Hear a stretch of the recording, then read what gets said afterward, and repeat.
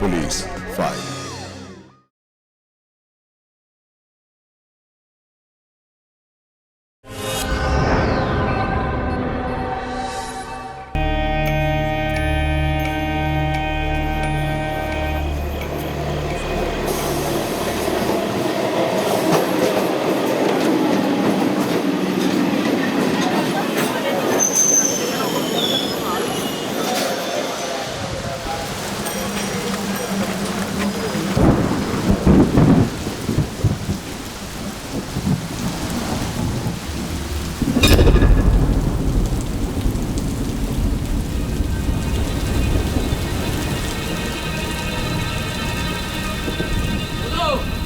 মধু, রিঙ্কি, এই রিঙ্কি, গামছাটা দে, ভিজে গেলাম রে। জয় বাবা। দে দে। তুই আবার উঠে আসলি কেন? তোর মা কি করছে? মা তোমার জন্য ভাত বাড়ছে। ও, ভালো খবর রে, আজকে ভীষণ খিদে পেয়েছে। কাল কি পরীক্ষা তোর মা? কালকে আমার এডুকেশন, আর এটা হয়ে গেলে শেষ। বাহ, খুব ভালো। আর বলিস না, বাইরে যা ঝড় বৃষ্টি হচ্ছে, রাস্তায় পুরো জল। ঠিক কোনো মতে সেই ঠেলতে এই আসলাম।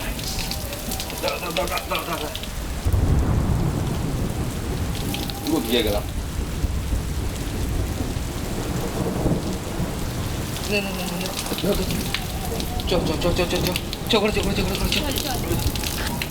দেখ গেঞ্জিটা দে।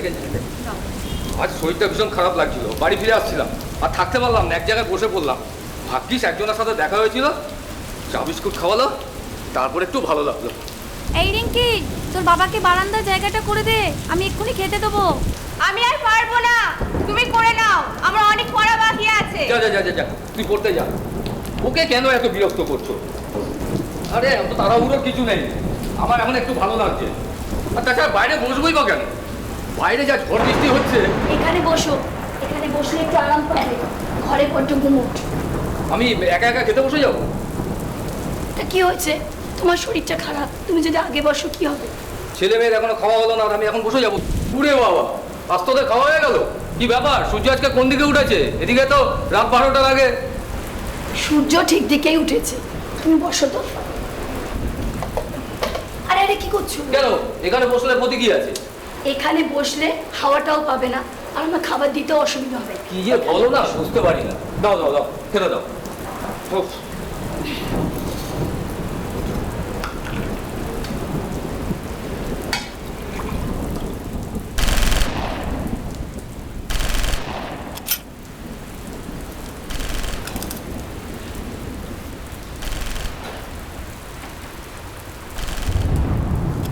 আর কি হলো? দরজাটা খুলে কেন? বৃষ্টি ঝাঁট আসবে তো। আরে ঝাঁট আসবে না, হাওয়া আসবে, একটু আরাম পাবে। দাও না, একটু তরকারি দাও। ঠিক আছে। এই না একটু ভাত। না ভাত লাগবে না, আমি এত ভাত খাই রাতে। আরে খাও না, ধীরে ধীরে খাও। আমি কি রাতে এত ভাত খাই, নাকি এটাই আমার শেষ খাওয়া? কোথার কি ছিঁড়ি ছাট সত্যি। ওঠো। কি হয়েছে? বাবা কি হয়েছে?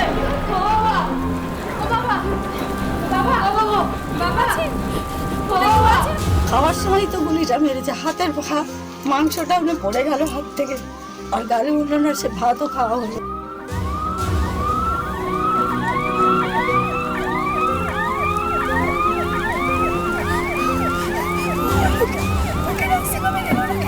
ওদের ওখানে এখন এমার্জেন্সিতে ভালো করে দেখার কেউ নেই, তাই আমাদের এক্ষুনি ওই বড় হাসপাতালে নিয়ে যেতে হবে।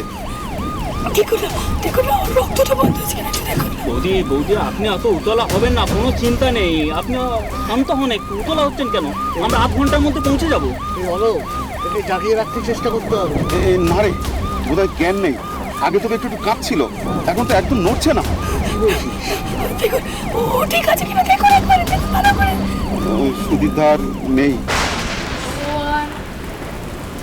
এই দিন দেখতে আমাকে এখানে এনেছিলে, ছেলেটার কত রক্ত পড়েছে। এটা খুবই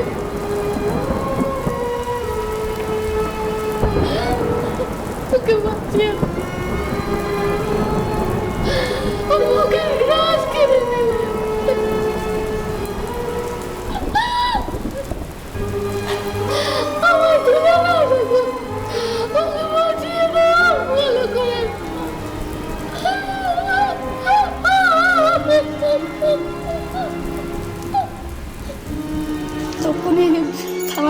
লোক এসেছিল, বললো কোথায় বেড়েছে, আমি যে এখানটা করে রক্ত করি। আমি বলছি, বাবা আমি দেখতে পারিনি, ঘরে ভর্তি হয়েছিল, আমি খুঁজে এই বালতিতে রেখেছি না। 9 এপ্রিল রাতে পেশায় ট্যাক্সি চালক সুবীর বাড়ি ফিরে খেতে বসেই ভাতের থালাতে লুটিয়ে পড়ল। ঠিক কী হয়েছিল তা প্রথমে জানা যায়নি। স্ত্রী মধুরিমার চিৎকার শুনে পাড়া প্রতিবেশীরা ছুটে আসে। প্রথমে তাকে একটি নার্সিং হোমে নিয়ে যাওয়া হয়, কিন্তু সেখান থেকে তাকে ফিরে দেওয়া হয়, তার কারণ তার শরীরে গুলির ক্ষত ছিল বলে। সরকারি হাসপাতালে নিয়ে যাওয়ার পথেই গাড়িতে মৃত্যু হয় সুবীরের। তার এই অকাল মৃত্যুর কারণ অনুসন্ধানের দায়িত্ব নিল সোনারপুর থানা। আমার কি হবে গো? আমি কাকে নিয়ে থাকবো সারাটা জীবন? আমি কাকে নিয়ে-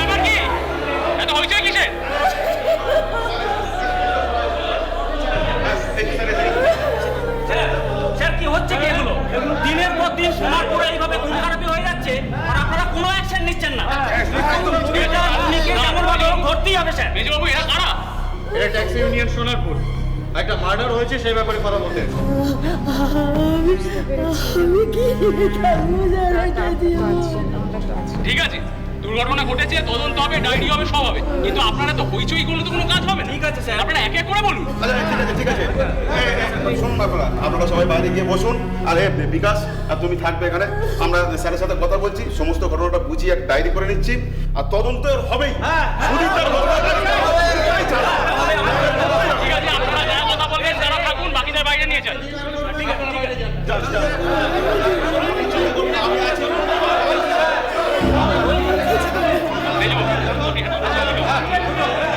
আচ্ছা শুনুন, বসুন বসুন।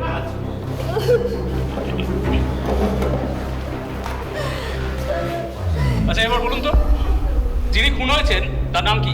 আগে সুধীর মিস্ত্রি, মানে আমাদের সুদীপ্তা, ওই যে ওনার স্ত্রী ওখানে বসে আছেন। স্যার নোয়াপাড়ায় ভাড়া বাড়ি থাকতো, আমাদের ট্যাক্সি ইউনিয়নের সেক্রেটারি ছিল স্যার। আচ্ছা কটা নাগাদ ঘটলো ঘটনাটা? স্যার বৌদির কথা শুনে মনে হচ্ছে 10টা সাড়ে 10টা হবে।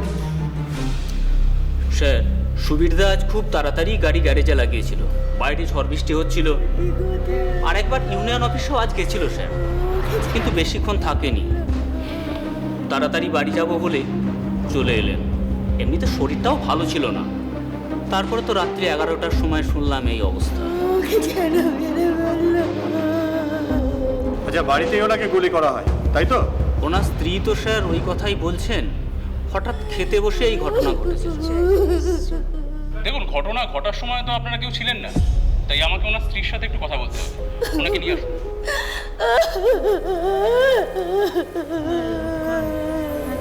খুব কান্নাকাটি করছে স্যার, কথা বলতে পারবে তো? থানায় যখন এসেছে তখন কথা বলতে পারবে বলেই মনে হয়। নিয়ে আসুন।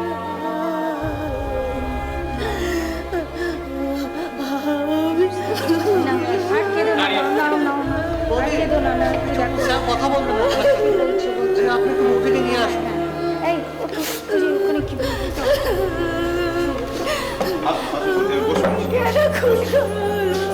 বৌদি একটু শান্ত হন, স্যার যা যা জিজ্ঞাসা করছেন তার ঠিকঠাক তদন্ত হবে। আপনি একটু শান্ত হন বৌদি। শুনুন শুনুন শুনুন শুনুন, আমরা অত্যন্ত দুঃখিত। শুনুন, আমরা বুঝতে পারছি আপনার অবস্থা, কিন্তু আপনি যদি আমাদের সাথে কোঅপারেশন না করেন তাহলে আমরা বুঝবো কি করে বলুন তো কে বা কারা খুন করেছিল, তাই না? আপনি আমাদের সাথে একটু কোঅপারেশন করুন। আমি কি বলবো, আমার তো সব শেষ হয়ে গেল। আমি কি নিয়ে থাকবো? আমি সারা জীবন কি নিয়ে থাকবো? আচ্ছা একটু মনে করে বলুন তো, তখন রাত ঠিক কটা ছিল? তখন রাত 10টা বাজে। ও বাড়িতে ঢুকে খেতে চেয়েছিল, বাইরে খুব ঝড় বৃষ্টি হচ্ছিল তো, আর আমি সঙ্গে সঙ্গে ওকে খেতে দিয়ে দিই। বাড়িতে ঢোকার সঙ্গে সঙ্গে খেতে বসেছে, এমন সময় বিদ্যুৎ চমকালো আর ও ভাতের থালার উপর পড়ে গেল। আমি ভাবলাম কারেন্ট খেয়েছে, দৌড়ে গিয়ে বাড়ির পাড়ার সবাইকে ডেকে নিয়ে এলাম। ওরাই নার্সিংহোমে নিয়ে গেল। ওখানে গিয়ে জানতে পারলাম ওর পেটে গুলি লেগেছে। তাই দেখে নার্সিংহোম থেকে ওরা বাইপাসের হসপিটালে পাঠিয়ে দিল, আর পথে মারা গেল। তার মানে খুব কাছ থেকে গুলিটা করা হয়েছে। আচ্ছা, আপনি কাউকে দেখেননি, মানে আসতে বা পালাতে কাউকে দেখেননি? না, আসলে বাইরে খুব ঝড় বৃষ্টি হচ্ছিল আর লোডশেডিংও ছিল, তাই কাউকে দেখতে পাইনি। আচ্ছা, আপনার কি কাউকে সন্দেহ হয়, মানে কারোর সাথে ঝগড়া বা অশান্তি? ও তো ট্যাক্সি চালাতো আর প্রমোটারিও করতো, ওইখানেই মনে হয় কিছু ঝামেলা হয়েছে, তাহলে ওকে এমন করে মরতে হবে কেন? ওকে কেন মরতে হলো? ঠিক আছে, আমরা ব্যাপারটা দেখছি, সবকিছু ভালোভাবে খোঁজখবর নেওয়া হবে। আচ্ছা, আপনারা ওনাকে নিয়ে যান। ওনাকে নিয়ে যান। যান। আচ্ছা, আপনার তো পরিচিত, আচ্ছা আপনার কি মনে হয়? স্যার, তেমন কোনো ঝামেলার কথা আমরা শুনিনি। প্রমোটারই করতো, জায়গা জমি টাকা পয়সা নিয়ে কোনো। স্যার, ওরা 4 বন্ধু মিলে পার্টনারশিপে ব্যবসা করতো, সবাই ওকে ভালোবাসতো, মনোমালিন্য হওয়ার কোনো কথা ছিল না। আর তাছাড়া সুদীতা আমাদের অটো ইউনিয়নের সেক্রেটারিও ছিল, তার সঙ্গে কারো শত্রুতা থাকতে পারে এটা ঠিক আমার জানা ছিল না স্যার। ঠিক আছে, আমরা ব্যাপারটা দেখছি, তবে পুলিশের তদন্তে একটু সময় লাগবে, আপনারা একটু সাবধানে থাকবেন। আমরা দেখছি যত দ্রুত কেসটা সলভ করা যায়, আর লালবাজারও তদন্তে নামবে। আচ্ছা হ্যাঁ, ওনার ডায়েরি করা হয়ে গেছে, আপনারা ওনাকে নিয়ে যান, আর বডি পোস্টমর্টেম হয়ে গেলে আপনাদের দিয়ে দেবো। ঠিক আছে স্যার। এই বিকাশ, চলো আমরা সবাই যাই, স্যার আমার পুরো ভরসা আছে, এই ব্যবস্থা নিশ্চয়ই হবে। চলো চলো। ওঠ ওঠ মা, ওঠ। এই পরীক্ষাটা শেষ হয়ে গেলে তোর আর একটা বছর নষ্ট হবে না রে। তোর বাবাকে তো আর ফিরে পাওয়া যাবে না, বছরটা নষ্ট করিস না। রিঙ্কি, ও মা রিঙ্কি, মা ওঠ মা, ওঠ। চোখে মুখে একটু জল দে মা, চোখে একটু জল দে। সারা রাত তো 2 চোখের পাতা এক করিস নি, তোর দাদা বাইকে করে তোকে নিয়ে যাবে। যা, বাবা হারাবার যন্ত্রণা আমি বুঝি রে, বুঝি। আমি কি লিখবো, আমি কি লিখবো? আমি তো চারিদিকে শুধু বাবাকে দেখতে পাচ্ছি। ওঠ রিঙ্কি, ওঠ, পরীক্ষাটা অ্যাটেন্ড করেই চলে আসবি। ট্যাক্সি চালিয়ে কত কষ্ট করে তোর বাবা তোদের লেখাপড়া শিখিয়েছে, আর তুই যদি এখন পড়াটা ছেড়ে দিস তাহলে তোর বাবা তো খুব কষ্ট পাবে রে, খুব কষ্ট পাবে।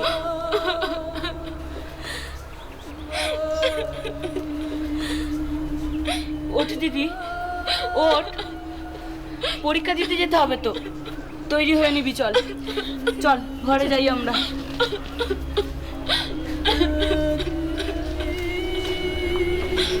তখন খুব সাবধানে যাস বাবা, হ্যাঁ? আর শোন, কথা বলতে বলতে যাবি, হ্যাঁ? ও যেন ঘুমিয়ে না পড়ে, আর পরীক্ষাটা শেষ হয়ে গেলে একসঙ্গে চলে আসবি।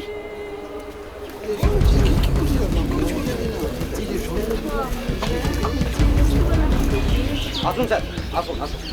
আপনি? এটা আমাদেরই বাড়ি, আর ওরা আমাদের ভাড়াটে। স্যার, কি হয়েছে স্যার? আপনি আমায় বলুন, ও আমার ছেলে। আচ্ছা, সুবীর এখানে কতদিন ভাড়া থাকে?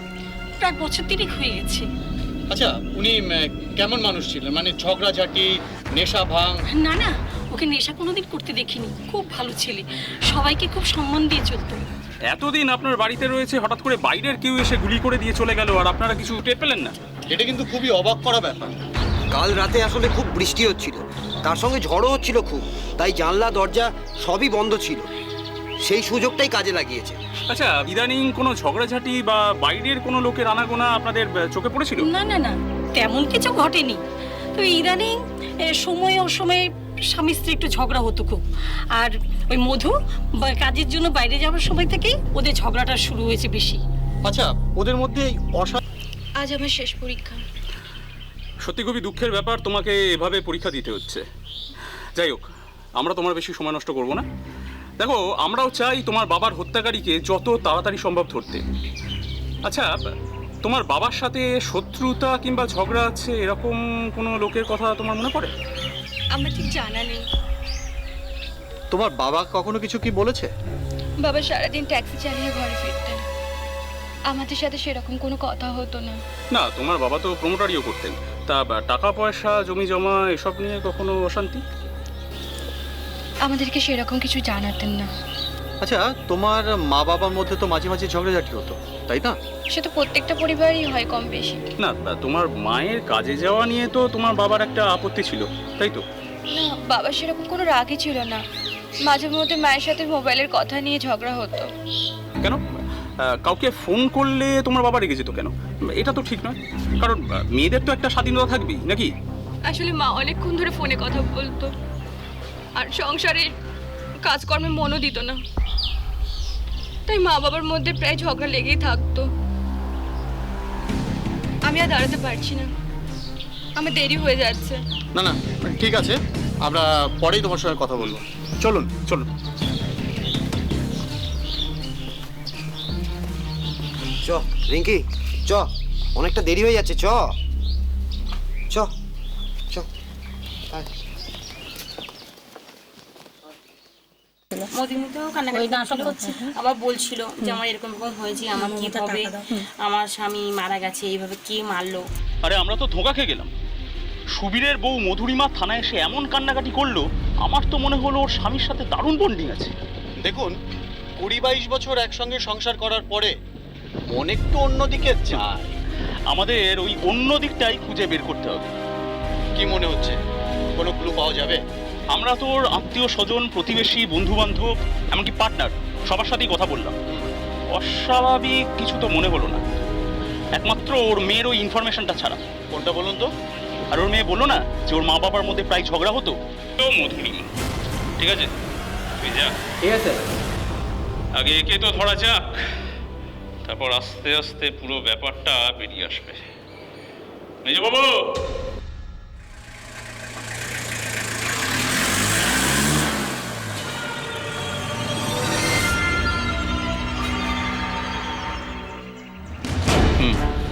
তুমি যাও, ঠিক আছে, ভালো করে খোঁজ খবর রাখবে, আর যদি কিছু দেখতে পাও সঙ্গে সঙ্গে আমাকে ইনফর্ম করবে। ওকে, যাও।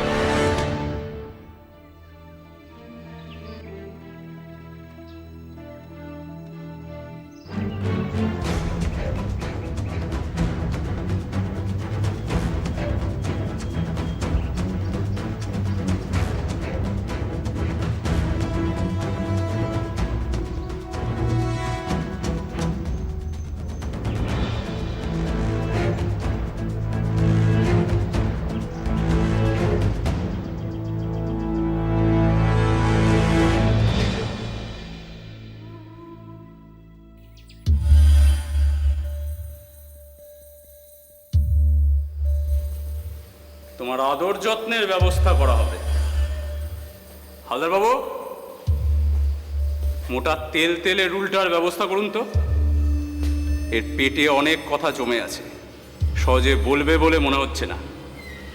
কি সব বলছেন স্যার? কি কথা? আর তাছাড়া আপনারা আমাকে এখানে কেন ধরে এনেছেন সেটা আগে বলুন। বলবো, নিশ্চয়ই বলবো। তুমি মধুরিমাকে চেনো? মধুরিমা? কে মধুরিমা স্যার? কে মধুরিমা? দুদিন আগে অবধি যার সাথে ফোনে ঘন্টার পর ঘন্টা প্রেমালাপ করতে, তাকেই এখন আর চিনতে পারছো না। না না স্যার, আপনাদের কোথাও একটু ভুল হচ্ছে। সারাদিন তো ফোনে আমি অনেকের সঙ্গে কথা বলি। এই মধুরিমা নিশ্চয়ই অনেকের থেকে অনেকটাই আলাদা। না স্যার, মধুরিমা বলে আমি কাউকে চিনি না। ডান্ডাটা দিন তো। সহজে কথা বলবে বলে মনে হচ্ছে না। মধুরিমাকে তুমি চেনো না, কি তাই তো? কি ব্যাপার স্যার, হঠাৎ জরুরি তলব? চঞ্চল শান্ত হয়েছে, এবার ওর প্রেম কাহিনী বর্ণনা করতে চায়। Wow, great. তা চঞ্চল, কিভাবে তোমার আলাপ ওই মধুরিমার সঙ্গে?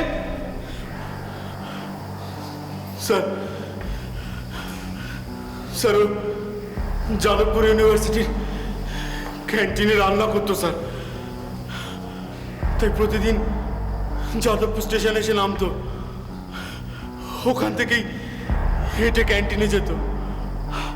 আসার ওই রাস্তাতেই আমার দোকান ছিল, সেই সূত্রে স্যার ওর সাথে আমার আলাপ হয়। তার মানে তোমার সঙ্গে মধুরিমার একটা অবৈধ সম্পর্ক ছিল?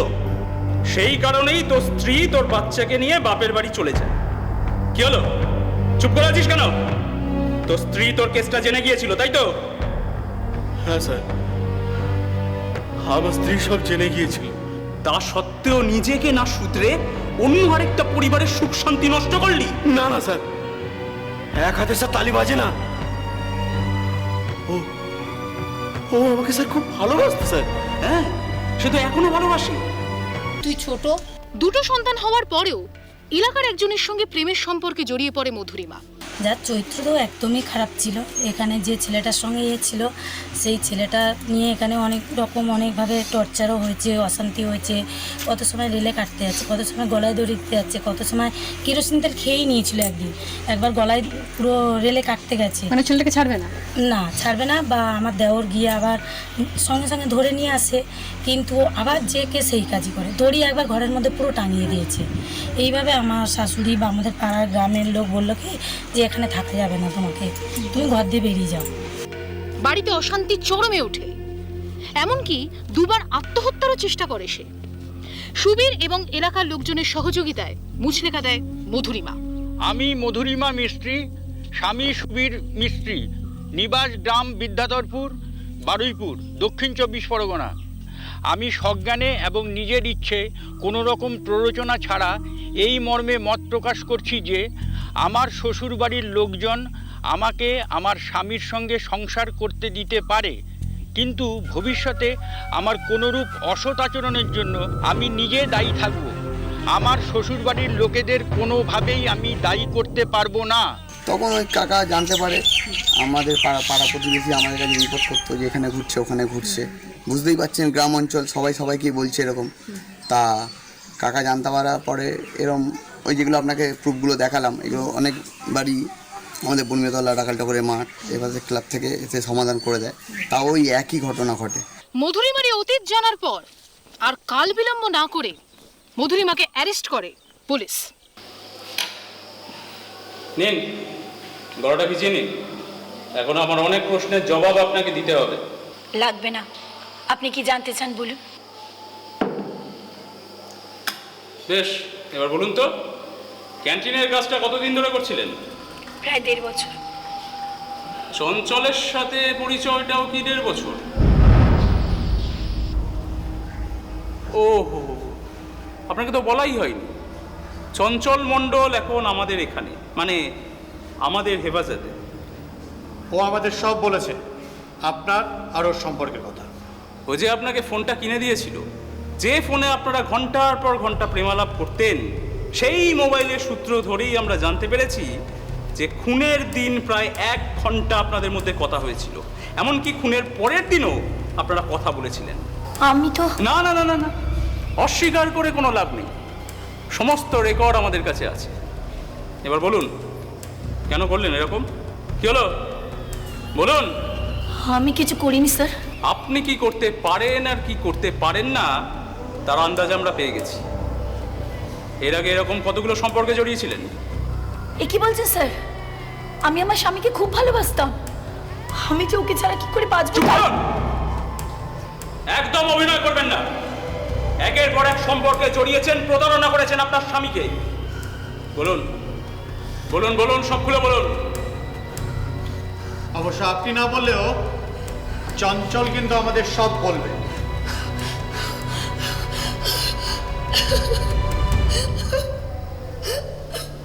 আমার টাকা চাই, আমার টাকা দাও, অনেক টাকা। এইরকম করতে জানো, বলে আমি কি টাকা চুরি করতে যাবো, নিয়ে এসে দেবো। জেলার মুখে মধুরিমা জানায় অভাব ও অনশন মেটাতেই সে যাদবপুরের ক্যান্টিনে কাজ নিয়েছিল। সংসার জীবনে সে তার স্বামীর সঙ্গে সুখী ছিল না। যাতায়াতের পথেই যাদবপুর স্টেশনে তার সঙ্গে আলাপ হয় চঞ্চলের। মানসিকভাবে অস্থির মধুরিমা চঞ্চলের প্রেমে পড়ে যায়। তুচ্ছ হয়ে যায় তার সংসার, স্বামী, সন্তান। এর পরিণতি কি? মধু, তোমার জন্য গিফট বলেছিলাম আনবো, এই দেখো। গিফট? ধরো। ও বাবা, এত দামি মোবাইল। মধু, তোমার সঙ্গে কথা বলাটা আমার কাছে আরো দামি। সত্যি আমার ফোনটা না পুরনো হয়ে গেছিল, এবার থেকে আমি তোমাকে যখন খুশি ফোন করব। সেই জন্যই তো এটা তোমাকে দিলাম। আমিও তোমাকে একটা ভালো গিফট দেবো, তোমারও খুব পছন্দ হবে। সত্যি? সত্যি সত্যি?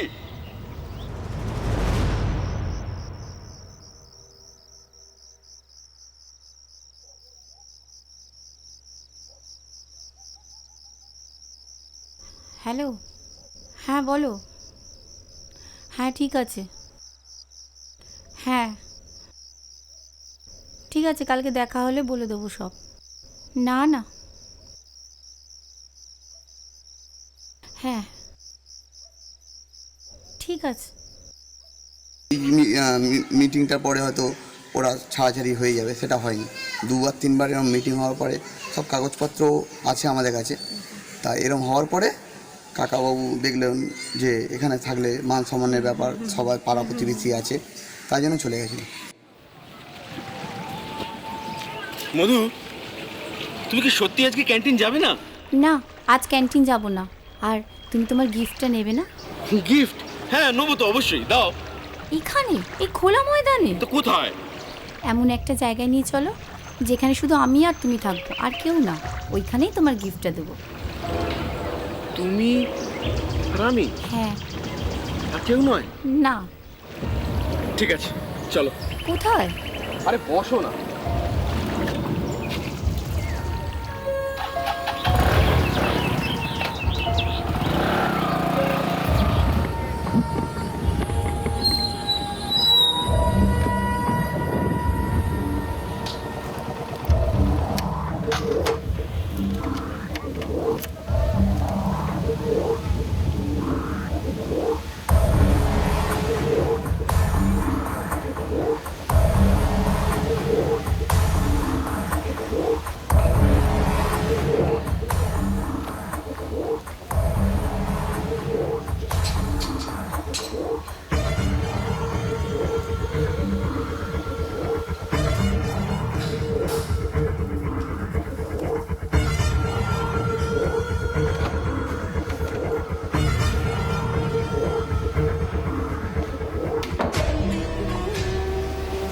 দারুণ তো, এটা কার ফর্ম?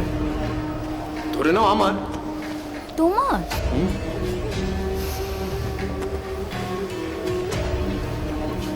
মধু, এখানে শুধু তুমি আর আমি, আর কেউ নেই। তাহলে তো আমরা এখানে রোজ রোজ আসতে পারি। হ্যাঁ, আসতেই পারি। এই ফ্ল্যাটটা তো আমার আন্ডারই আছে। দারুণ তো। মধু, তুমি আমাকে গিফট দেবে বলেছিলে না? দেবে না? গিফট? এসো।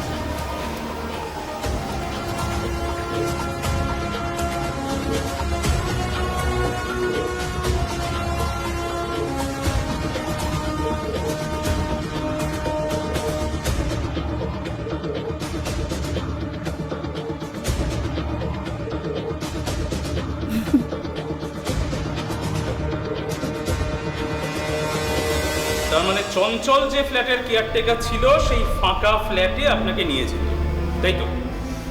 1.5 বছরে কতবার গিয়েছিলেন ওখানে? কি হলো, চুপ করে আছেন কেন, বলুন। 100 বারেরও বেশি। আপনার স্বামীর সঙ্গে কি এতটাই দূরত্ব তৈরি হয়ে গিয়েছিল? হ্যাঁ, ওর সঙ্গে না আমার মানসিক না শারীরিক কোনো সম্পর্কই ছিল না। ছিল না না রাখেননি? কি হলো? এই যে আপনি লুকিয়ে লুকিয়ে এই সম্পর্কটা চালাচ্ছিলেন, ফোনে এত কথা বলতেন, আপনার স্বামী জানতো না? না, এই নিয়েই তো অশান্তিটা হতো নাকি? কোথায় গেলে গো? আরে সব কোথায় গেলে? চাবিটা ধরো। দাও দাও, চাবিটা আমাকে দাও। তোর মা কোথায়? আমাকে গেঞ্জি পাজামাটা দিতে বল। তোর মা কি রান্না করছে? মা তো এখানে এক্ষুনি বসেছিল, ফোনে কথা বলছিল। ও, তার মানে আমাকে আসতে দেখে উঠে গেছে। যা মা, তুই পড়তে যা, তোর সামনে পরীক্ষা। যা যা যা। সারাদিন যে কি শুধু ফোন আর ফোন। ওফ, ফোনের জ্বালায়। কোথায় গিয়েছিলে লুকিয়ে ফোন করতে? শুভর মা কটা টাকা পেত, সেটাই দিতে গেছিলাম। মিথ্যে কথা, মিথ্যে কথা। তুমি গেছিলে ফোনে গোপন কথা শেষ করতে। আর তাছাড়া এত কথা কি থাকতে পারে যে সবার সামনে বলা যায় না?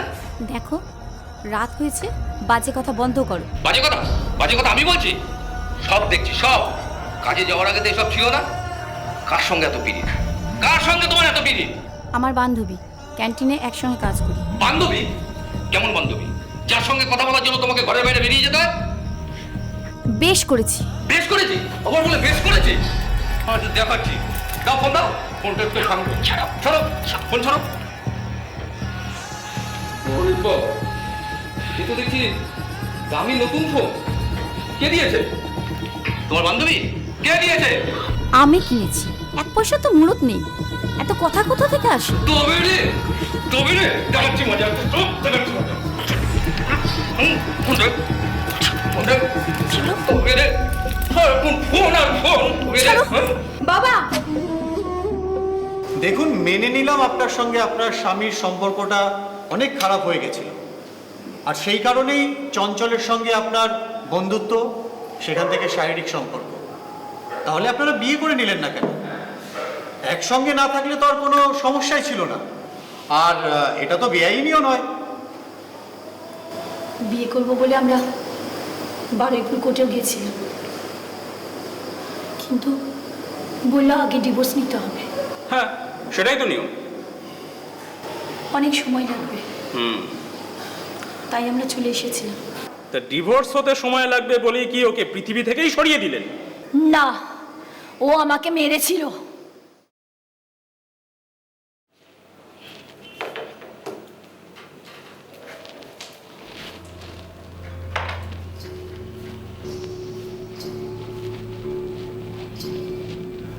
কোথায় গেছিলে? কেন? কাজে গেছিলাম। না, তুমি কাজে যাওনি, তুমি অন্য কোথাও গেছিলে। মানে তুমি কি আমার উপর লোক লাগিয়েছো নাকি? গোয়েন্দাগিরি করছো? আমি কাজে গেছিলাম। মিথ্যে কথা বলছো তুমি। আমি কল দিয়েছি, তুমি ক্যান্টিনে যাওনি। কার মনোরঞ্জন করতে গেছিলে তুমি? কি বলতে চাইছো কি তুমি? বুঝতে পারছো না? যাও, রাস্তায় গিয়ে দাঁড়াও, সস্তার মেয়ে ছেলে। অনেক বেশি লোকজন হবে। কি এত বড় কথা? করবো না তো সংসার, করবো না। এত বড় সাহস তোর? তোর এত বড় সাহস? তোর এত বড় সাহস? ছাড়ো আমাকে, ছাড়ো।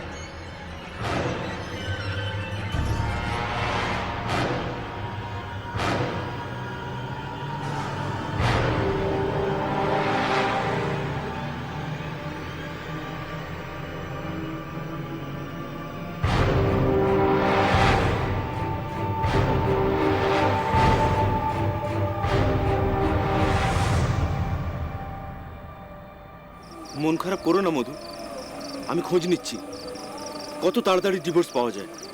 আমি ওকে ছাড়বো না, কিছুতেই ছাড়বো না। তুমি শান্ত হও, শান্ত হও। তুমি তুমি আমাকে ভালোবাসো তো? আমাকে চাও তো? তোমাকে তোমাকে আমি খুব ভালোবাসি মধু, তোমাকে ছাড়া আমি বাঁচবো না।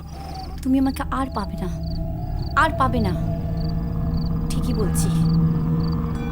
তুমি যদি কি বলছো কি তুমি? মধুরিমাকে তার জীবন থেকে সরিয়ে দিত, তাহলে হয়তো আজকে এইভাবে তার বৃদ্ধা মায়ের চোখের সামনে তাকে অকালে মরতে হতো না। আইনি প্রক্রিয়া চলাকালীন পুলিশের হেফাজতে নিজের গলায় আর হাতে ধারালো কিছু দিয়ে আঘাত করে আবার আগের মতোই আত্মহত্যা করার চেষ্টা করে মধুরিমা। হাসপাতালে নিয়ে গেলে তার অবস্থা স্থিতিশীল হয়। বর্তমানে মামলাটি বিচারাধীন। দেখা যাক কি সাজা হয়। আমি এখন শাস্তি চাই। হ্যাঁ, আমরা চাইছি যে ফাঁসি হোক তার। ও যত রকম যেভাবে কষ্ট করে মারা গেছে, ওর যত রকম কষ্ট দিয়ে ওকে যন্ত্রণা দিয়ে করা যায় তত রকম হলেই আমাদের খুব।